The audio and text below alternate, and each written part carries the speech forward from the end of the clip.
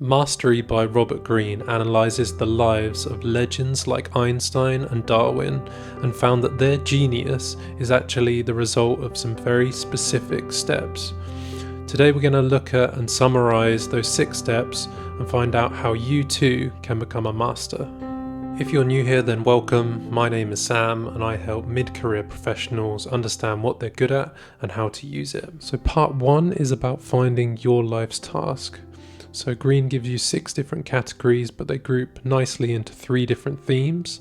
And the first theme is about finding your inclination. So these are the interests and the obsessions that you had as a child. And the age range in the book refers to 6 to 13, I believe. And one of the most prominent examples is about Charles Darwin and his obsession with collecting specimens, and how this led to him becoming an evolutionary biologist. The book is right to point out that not all of us find these inclinations from childhood, particularly if childhood was difficult for us and our strengths were masked. The point the book makes is it's not about when we find these inclinations, but it's finding what we're naturally drawn to versus being told what we should do. To find these inclinations, we should look for visceral reactions. So what helps us to lose track of time? What would we do without being paid? What do we do in our spare time, which we absolutely love to do and to talk about as well? The second part in finding your life's task is about refining your niche, and the refining is the key word there. So you start with perhaps an interest in psychology, but then you become more interested in those who have trauma, and then after that you become even more interested in those who are traumatized by specific events or childhood trauma, and you keep refining until this interest finds a point where you're obsessed with this specific area. The key point here is that we keep refining our niche until we are the only one that occupies it. Part of refining your niche is also not giving up when things go wrong.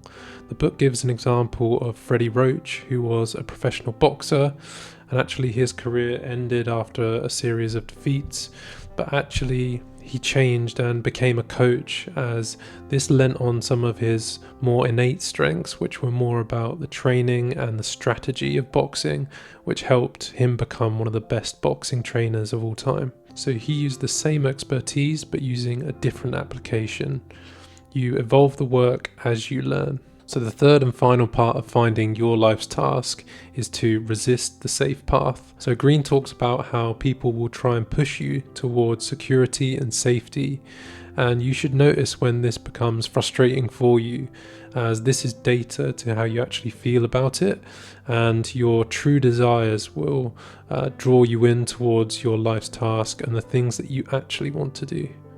So this section tells stories of the rebellious nature of some of these masters and how they weren't interested in the things that people were trying to push them towards, and they had a blind focus towards their mastery and their topics of interest.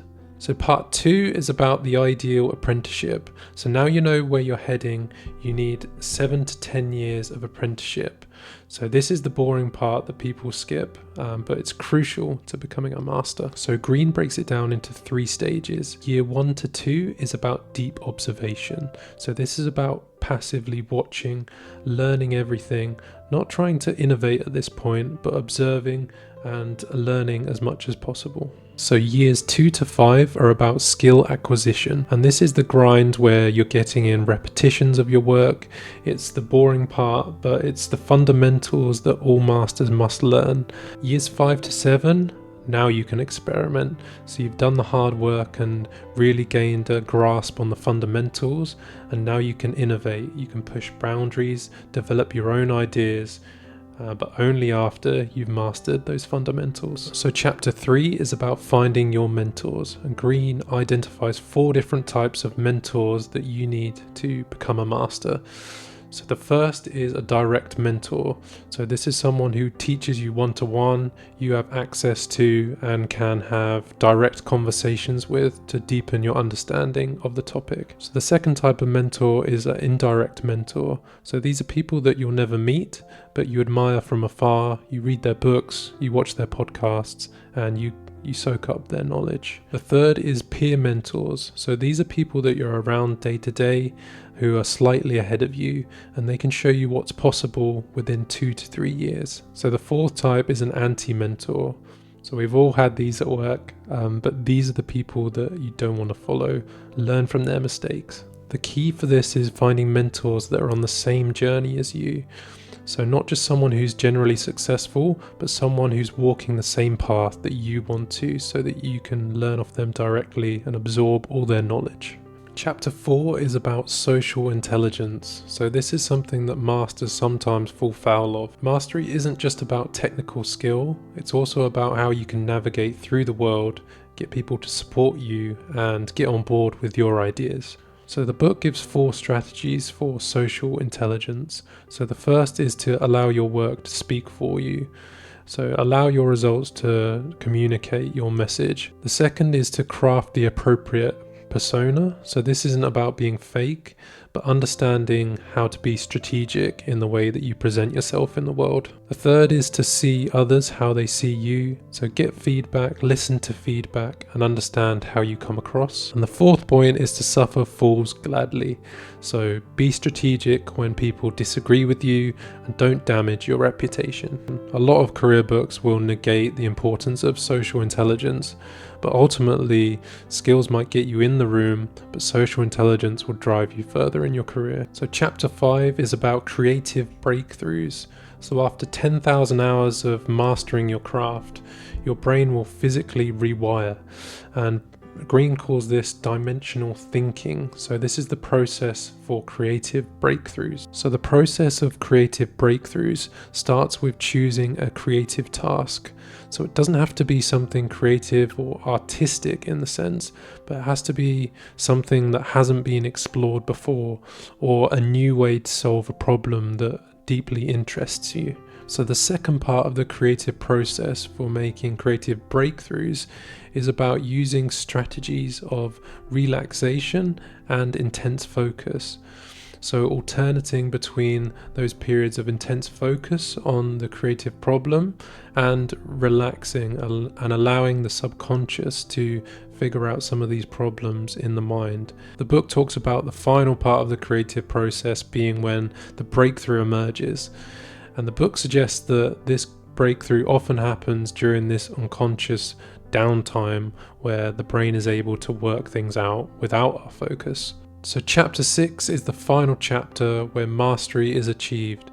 And Greene talks about how this is where intuition and rational thinking fuse together. So there are some key signs and strategies for achieving mastery.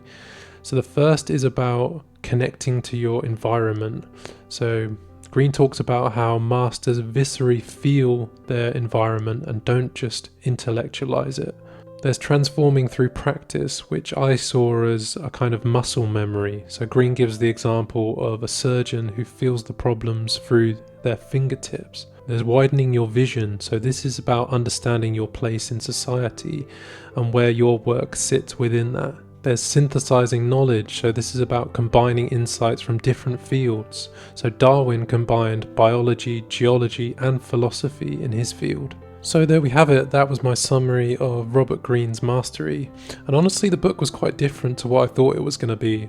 I really thought the book was going to be more about mastering skills.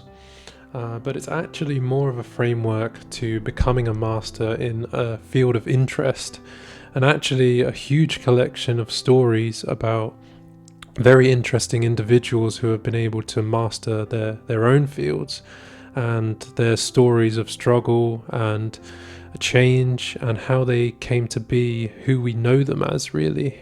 And I guess the question is, do you want to become a master? Are you the type of person that wants to become an expert in their field and be obsessed about your work? And that's not for everyone, really, and I guess that's just a question you have to ponder yourself.